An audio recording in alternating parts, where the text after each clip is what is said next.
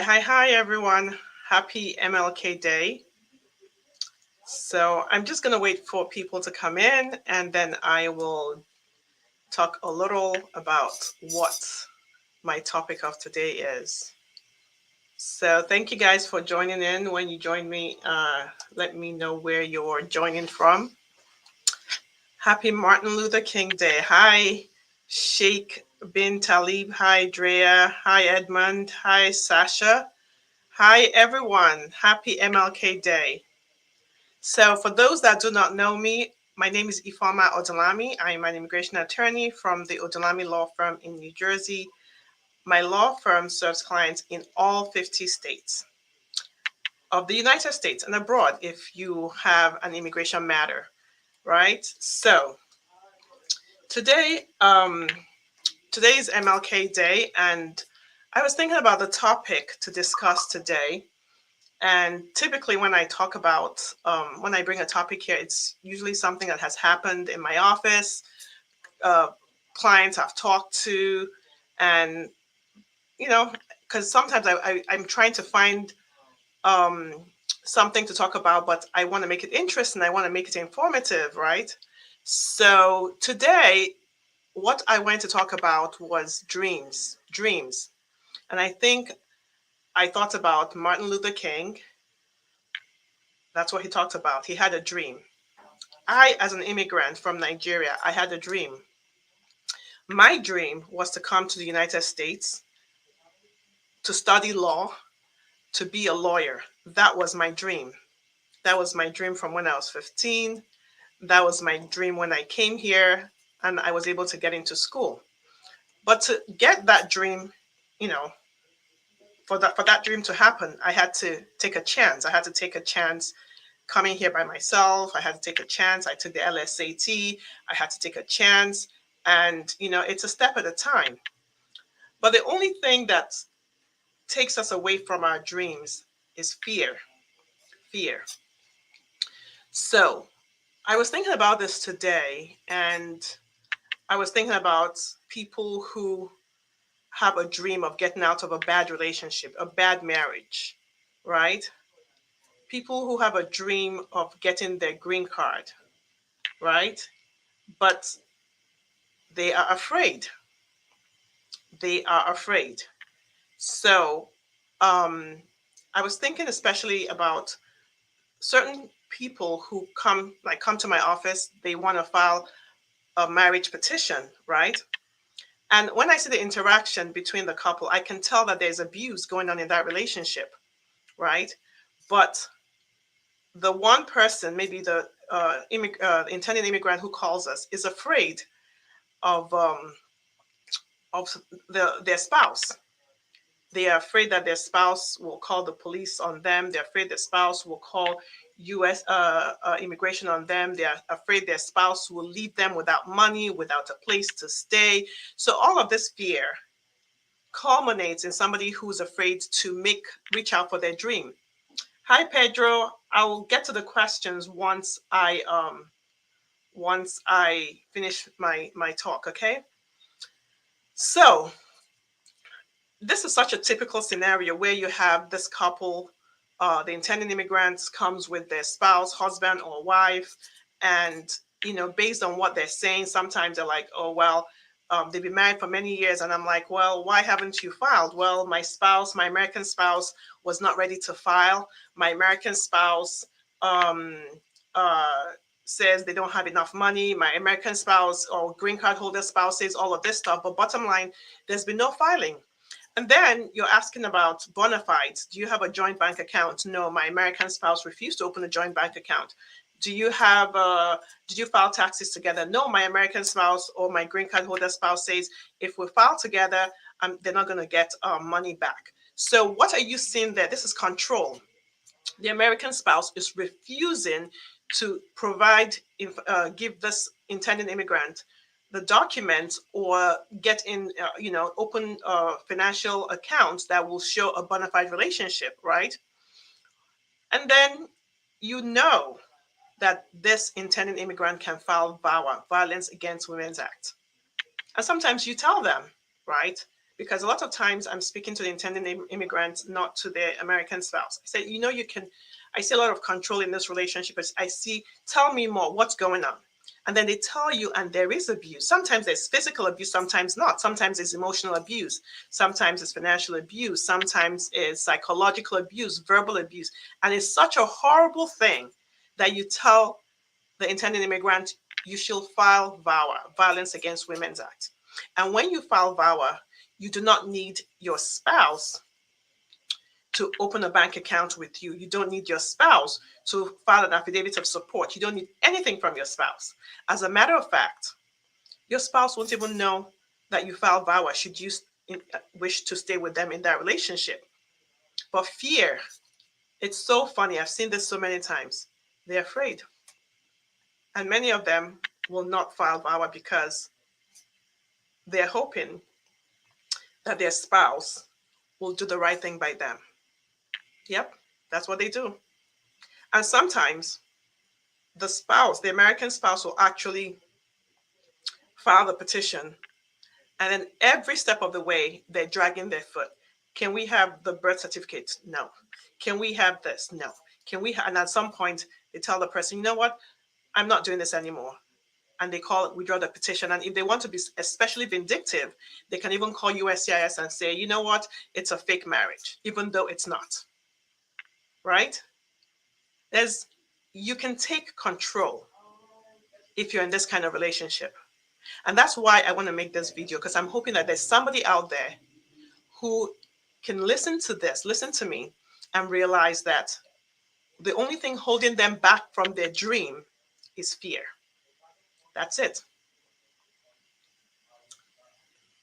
Atinuke says, can you file VAWA without a lease agreement with your spouse? Yes, you can file VAWA without some of the evidence you think you need. You'd be surprised.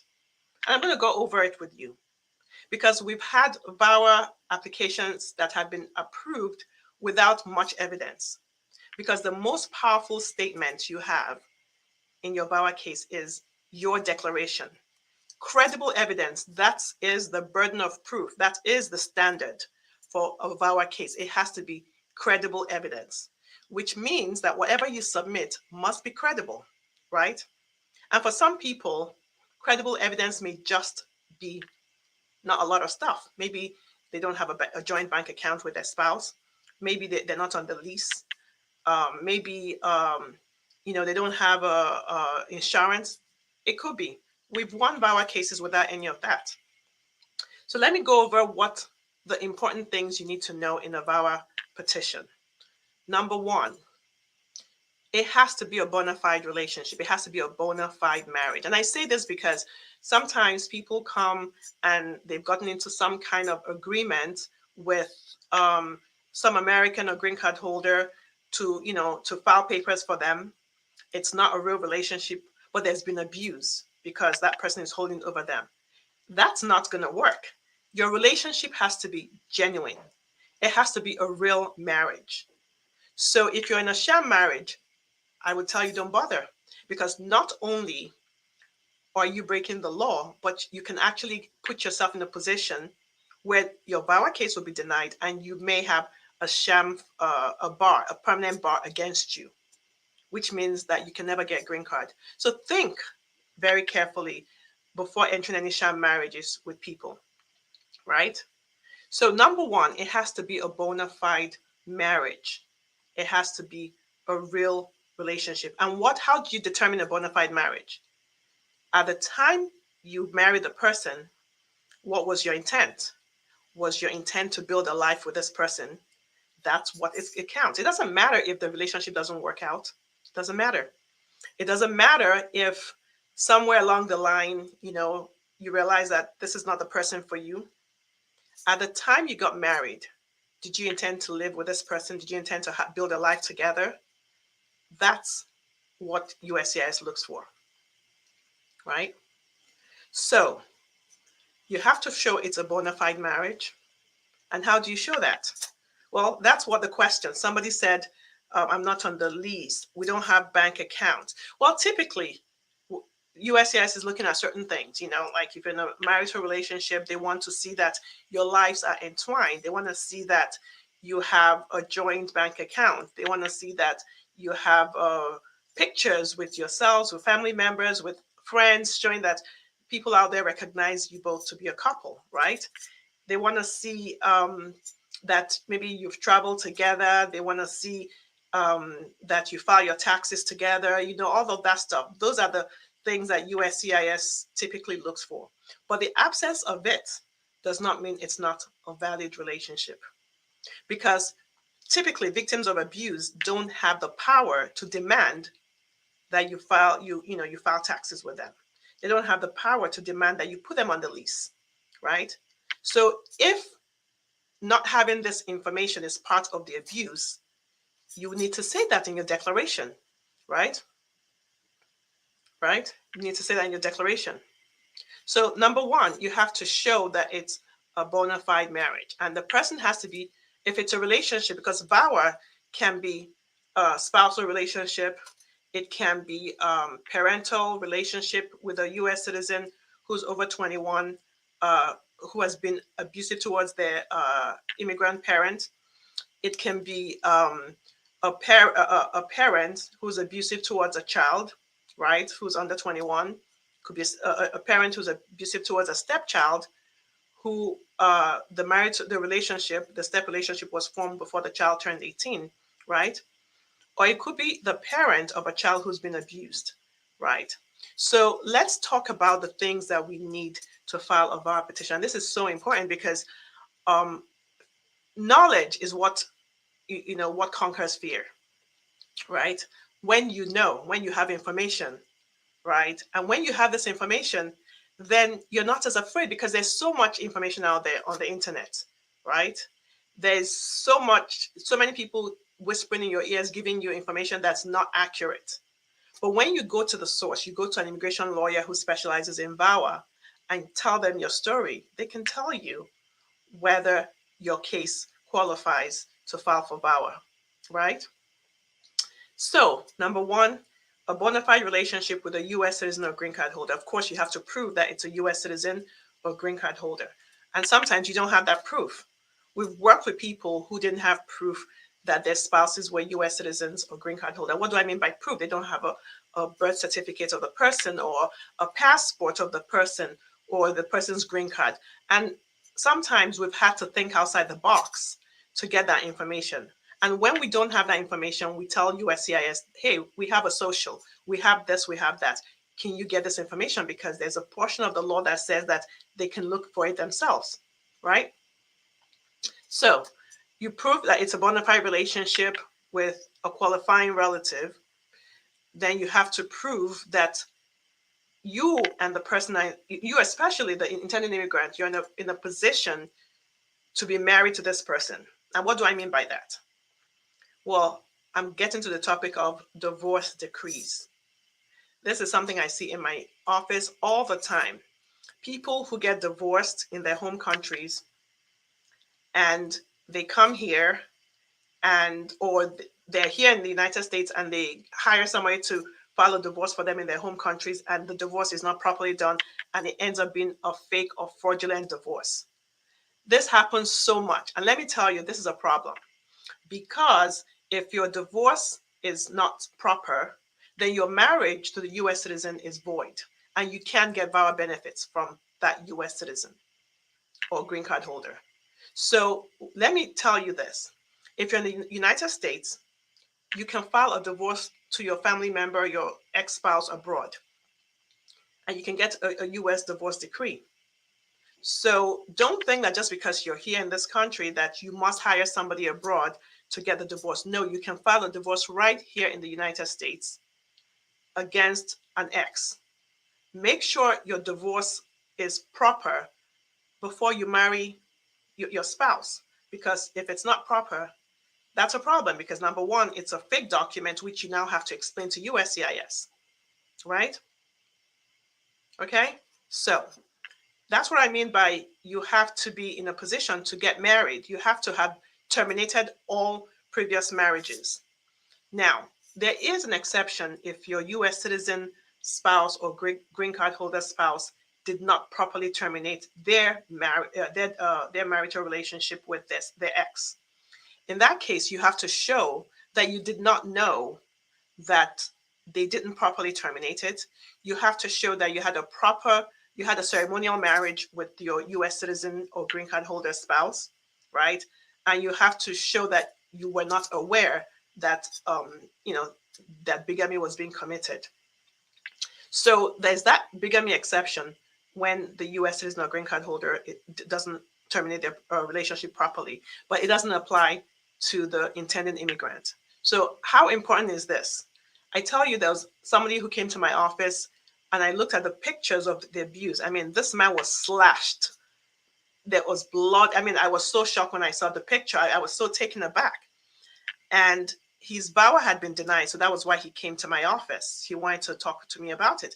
And I said, I can't believe this VAWA was denied. Let me see the decision.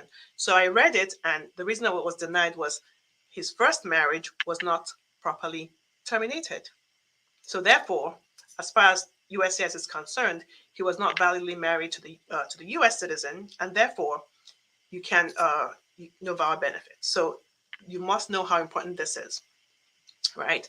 So the next thing you have to prove is that you have lived with your abuser at some point. It doesn't have to be during the marriage. It can be prior to the marriage. And this is a recent law. Before, it used to be you have to prove that you were in a relationship, that you had lived with them during the marriage.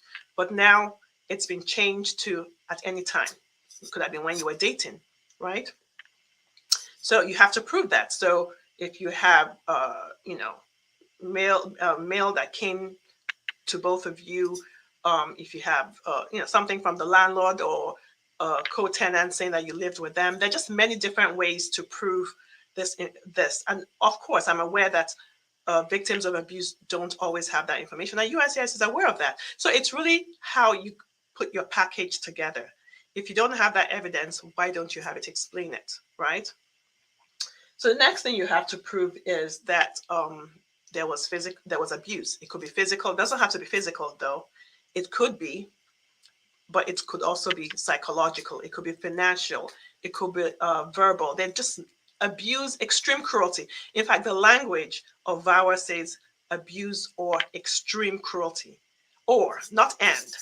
So what does that mean? That means that if you've been in a relationship where this person has treated you in a really bad manner, treated you poorly, such as maybe isolating you from people, threatening you with police, threatening you with USCIS, or refusing, like abandoning you with nothing when they know you don't have any way to sustain yourself, preventing you from furthering your education or bettering yourself, preventing you from working, or forcing you to work and refusing to work, that you are solely responsible for all the bills, right? It could be threatening to harm your children, threatening to harm your pets. It could be going to your place of work, embarrassing you in front of people, embarrassing you in front of your friends, calling you names. It could be breaking things, putting you in harm's way. I mean, there's just, abuse is just, I'm telling you, every time I have a consultation, and my mind is blown by horrible things people can do to each other. So this is not by any means, the complete list of abusive behavior. It's so much. The best thing for you to do is call a VAWA attorney and have a proper consultation, right? So what else? Then you have to also show that you're a person of good moral character, right? And you can show that by showing that you haven't been arrested. And even if you've been arrested, sometimes you can get a waiver on that, right? Depending on what you were arrested for. And a lot of times, this is what I find, a lot of times there's been the intended immigrant is put in a position where the US citizen or the green card holder calls the police and gets them arrested, even though they're not doing anything, they haven't done anything wrong, right? And so sometimes that could be it. There could be a restraining order against the intended immigrant until the police, find out what really happened, right? So if that's your case, talk to a lawyer. It's really important to talk to, because people's cases are very fact specific. So everybody's case, there's something different. So you want to talk to somebody who understands the way the process works and who can get into your story and figure out whether you qualify to file VAWA, right? And then a lot of times, another way to show that you're a person of good moral character is to get affidavits from people who know you. Maybe your pastor, maybe you do some community service work. Maybe, you can get police clearance, all of that, All right. So it really is so difficult for me. It's just so hard for me to, when I see somebody that has a great VAWA case and they're afraid, to file. So you guys make this year 2023 the year you conquer that fear. Take the first step, because if you don't take that first step, how can you get to your dreams? You shouldn't let somebody stop you from getting your dream of getting your green card, becoming a US citizen, changing the future of your children and your family, And the truth of the matter is, if you know that they have no power over you, then you have nothing to fear. Don't be afraid that they're going to call SJIS and say what, They can say whatever they want to say. If you file a VAWA case, SJIS cannot take their anything they say. It cannot be used in your VAWA application. So let me answer some questions because it's almost 6 o'clock and I have to head out. So Pedro says, did you hear about the Texan man who killed his wife? Can the family of the woman have some kind of immigration relief? Pedro, it depends. Maybe her children, if they were bystanders, right? Maybe if they had a family member because there's something called a U visa. A U visa helps victims or indirect victims of a qualifying crime, which of course murder is a qualifying crime. So yes, the family members may get some immigration relief depending on their proximity to this crime. All right. So this is a question that's a really good question, actually. So yeah, a U visa may be helpful to their family members.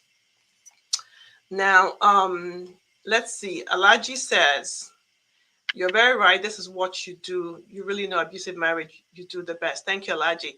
We've done this a lot. We've helped so many people change their lives, get their dreams, get out of abusive relationships. Because let me tell you something.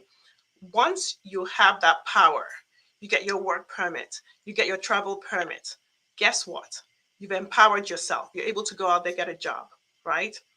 Once you get your green card, you know that this person has no power over you. But the first sense of this, the first power you get, the first is when you get your work permit. Because now you know that you have a social, you can go out there, get a job, you can go there, get an apartment, You don't need them. You're not relying on them for money. You're not relying on them for any of that stuff, right? You with your prima facie, depending on what state you are, you may be able to get therapy so you can begin to heal. So it's really important to empower yourself by facing your fear, right? And that fear of your spouse is something that you have to face by filing a VAWA. They won't know. USCIS can't tell them that you filed VAWA. They can't. Most attorneys have used their address as a safe mailing place for the intended immigrant. So your abuser is never going to get mail from USCIS about what you did. And even if they filed an I-130 for you, USCIS still won't tell them that you filed VAWA, right? So AJ says, can a green card holder file for an immigrant? Yes. You mean an intended immigrant? Yes. A green card holder can file for a spouse and children under the age of 21. A green card holder can file for children over 21 who are single. All right. So good question. So Iba Nabila says, good afternoon. Hi, Iba. Thank you for joining. Where are you joining from? Iba says, nobody knows tomorrow. That's for real. And so Natalia says, how long are taking this process after applying? So Natalia, I think you mean the VAWA process. So the case processing guideline says it takes anywhere from 2.5 to 3 years. But I got to tell you, sometimes we've been able to get a VAWA approved within 8 months, 9 months. And I know my other colleagues that have been able to get that done. So what they're talking about is 80% of the cases are processed within 2.5 to 3 years. VAWA takes a long time. But sometimes there are cases that are approved within a relatively short period of time. The important thing is creating a powerful VAWA application. We did a couple VAWA applications that went out, 700 pages. The other one was 611, and it was all good stuff. It wasn't fluff. We had to put all that evidence because we want to give our client the best shot at getting a quick approval if that's possible. So Iba says, how long does it take for VAWA to get approved? I just talked about that, so you must have just heard it. So let me go through Instagram, see what their questions are.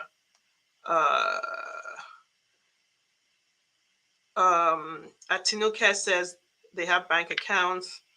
Atinuke says we're real. He impregnated a lady. Atinuke, call my office. Let's talk to you and see what's going on with you, whether you qualify. And Atinuke says he destroyed the phone that's had our pictures. That's terrible. That destroying property is abusive, you know. So call us. We might be able to assist you. And okay, Oluyemi says hello. So you guys, so that was what I was compelled to come and talk about today. You know, what are your dreams? What are your immigration dreams? What is your immigrant dream? How are you stopping yourself from reaching out to your dream? What is it that's stopping you from getting to your dream? Is it fear? If it's fear, make the year 2023 the year that you are going to look your fear head on and, you know, get what you need to get for yourself. Get your green card. Because if you don't meet your fear, you're not going to get it. So you might as well, you know, take that step. And I know it's a really difficult step. It's hard, you know, because the cycle of abuse puts a lot of fear in the abused, the victim, right? So you just have to talk to a law firm, talk to a lawyer that you trust, and let them guide you through the process, you know. And the good thing is during the process, you'll get a work permit long before you get your green card. You get a work permit, which helps. You get a travel permit, which allows you to leave the country, you know, if you're not in deportation proceedings. Check that, of course. You don't leave the country if you're in deportation proceedings for any reason whatsoever. So, Natalia says, I hear that the cases are taking 5 years. I don't have any cases that's taking 5 years, but it's not impossible. However, Natalia, the bottom line is that if you put your petition, you're that much closer. It's not how long it's taken because you're going to get your work permit. You're going to get your travel permits while you're waiting for your case to be heard. But it's the case processing guidelines say it's taking 2.5 to 3 years. But in my office, we've won several VAWA cases within 8 to 9 months. So it really depends. But don't let that be the reason you don't file your VAWA case, because what you're looking for is to get your green card, okay? So Alaji says, how long does it take after getting your green card for a VAWA case to file for a child under 21? So now, Alaji, that's a wonderful, wonderful question. So Alaji, when you file for a VAWA case, your children under the age of 21 are derivatives, so they can get their green card through you. If they're here in the United States, you know, typically what we do is when we file the VAWA, we also file the adjustment of status for the child, right? So they can adjust their status right here. If they're abroad, then you have to file something called an I-824, which, you know, you can get them in here through consular processing. So they are derivatives, and you can get them, they can get their green card. So isn't that wonderful, Alaji, right? So guys, it was nice chatting with you. And it's 5:59, so I'm gonna head out. But I wanted to tell you guys to keep dreaming, okay? I dreamt. I'm a US citizen. So are my siblings. My mom is a green card holder, and it started with my dream. So you be the one whose dream changes the trajectory of your family's future. Until next time, take care.